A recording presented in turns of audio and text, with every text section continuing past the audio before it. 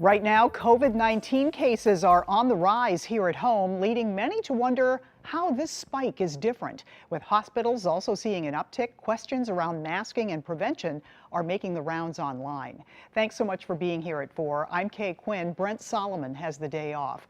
We'll get to some of those questions around mitigation, but first, Tracy Hinson is here with what cases and hospitalizations look like in our area. Tracy? Okay, Kay, so cases are certainly on the rise, but doctors told me this is not a surge. So let me go over a few charts for you. This is both St. Louis City, and then we'll get into St. Louis County. So let's start with this one. The overall cases in St. Louis City from 2020 until now. Now, you might think April of 2020 is off a little bit, and that's probably because it is. Testing was more difficult then. The giant surge right here, so December 2021 to February 22, was over Omicron. And now we're here in August. It is low, but a slow climb is starting to form on the graph. Now let's check out that 90-day range. Still minimal, but showing a gradual increase, as you can see here, of roughly 15 to 25 people reporting COVID cases daily to the city of St. Louis. In the county, the number is higher. Over the past month, anywhere from about 33 here close to the beginning of August to 174 cases just recently in the past week were reported on a given day to the public health department. While reporting of COVID cases has changed due to at-home testing, infectious disease physician Dr. Stephen Lawrence with Washington University and Barnes-Jewish Hospital says it is important to note the trend, but not to worry. We're talking about a slight bump up from what have been the lowest levels since the COVID pandemic started. So at this point, there's not yet any real concern about a serious increase in the number of severe illnesses. As for why there is a spike now, I bet you can probably guess it. He expects the rise is from school being back in session. All right, thank you, Tracy. In some states, COVID prevention measures are back in place. Employees at Lionsgate in California have a mask mandate in place right now, as does Morris Brown College in Atlanta, Georgia. Many in our area are concerned mandates might be returning, including State Senator Nick Schroer. He sent a letter to Governor Parson addressing concerns about mask and vaccine mandates.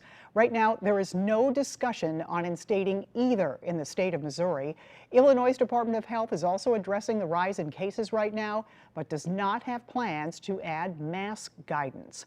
Marcus Plesha, a public health policy expert, told NBC News, quote, "I don't think we're at a place anywhere in the U.S. where we're going to see mask mandates."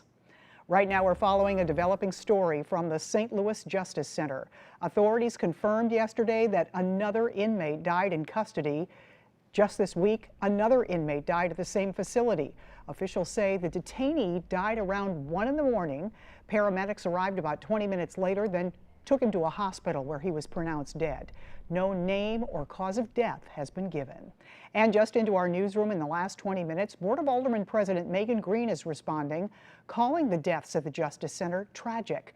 Her statement reads in part, quote, "These deaths are inexcusable. Individuals at the CJC who are awaiting trial and legally innocent until proven otherwise have rights. Awaiting trial should not be a death sentence." 5 on Your Side's Christine Byers will have much more on this tonight on 5 on Your Side at 5 and 6. A series of fights at Alton High School forced students and staff to go virtual today. And school isn't the only thing students won't be attending today. According to district officials, only members of the team, their immediate family, the band, and cheer squad are allowed to attend tonight's football game at the school. The Teachers Union is organizing a rally before the game to promote school safety. 5 on Your Side's Mercedes McKay will have a live report on 5 on Your Side at 5 and 6. All right, Labor Day weekend has officially begun, and we couldn't ask for better weather. Enjoy it while you can, though. Warmer temperatures are on the way. Meteorologist Gary Frank here with the Weather First forecast. Gary? Yeah, it's perfect outside. We've started off the last couple of mornings on the cool side. We still, maybe not all of you want that cool weather just yet, so the next couple of days are going to be nice for the last few times in the neighborhood pool, so we can get some of those temps warming up nicely. Right now, though, it's very pleasant with low humidity. As we look at Florissant, it's quiet. There are some clouds that are streaming up from the south, but they're not really impacting us right now, nor do I expect them to. You can see at the arch right now, temps in the low to mid 80s, depending on where you are. 84, wind is calm. It's still pretty pleasant outside, and our dew point's in the mid-50s, which means it's not all that humid. We will start to see that number go up as early as tomorrow, and I think over the next few days, you'll see that number slowly climb into Saturday and Sunday. So as you go out to some of those high school football games, specifically our Tackle Hunger Game of the Week, Mater Dei heading to Central, 79 at kickoff, 70 by the fourth quarter. When you think about what happened last week, it was 104, and it was humid, and it didn't get cool at all.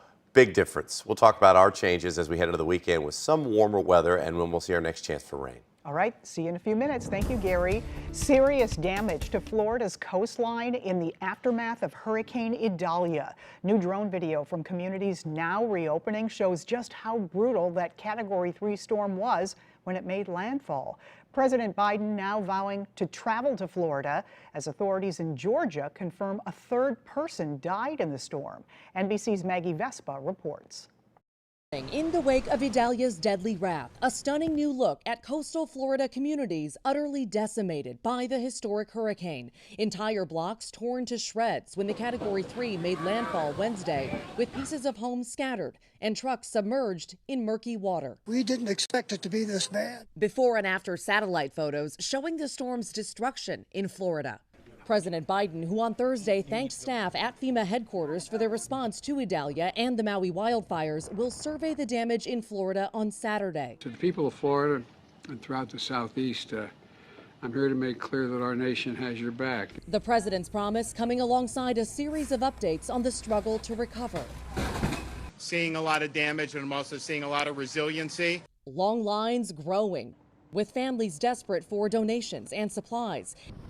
Idalia downgraded to a tropical storm Wednesday night, but still wreaked havoc in Georgia and the Carolinas, leaving behind a landscape of flooded communities. Georgia officials confirming a third hurricane-related death following 2 fatal car crashes in Florida during the storm, according to Florida Highway Patrol. We do have 1 reported fatality in Lowndes County from a tree falling on a vehicle. We're certainly keeping the family in our thoughts. Meanwhile, images of Floridians who opted not to evacuate going viral. This man enjoying a beer in his recliner even though his living room is flooded. For Deborah Mims in hard-hit Perry, she heard this massive tree come crashing down while she rode out the storm in her home. Realize you're stronger than you think you are. And then you walk outside and you're like, oh wow, I made it through. I didn't, die. That was Maggie Vespa reporting. If you want to see how you can help the victims of Hurricane Idalia, just text the word support to 314-425-5355 and we'll send you some info. The Biden administration is urging Congress to pass a bill to avoid a government shutdown. Government money for programs like WIC is running out as the fiscal year is coming to an end. According to the White House, a continuing resolution would be needed for next month, but they're waiting for Congress to come back from summer break. The Senate will return next week, with the House following on the 12th. Don't be surprised if you see a sea of teal instead of a sea of red at tonight's Cardinals game. The fun way a local group is kicking off Ovarian Cancer Awareness Month.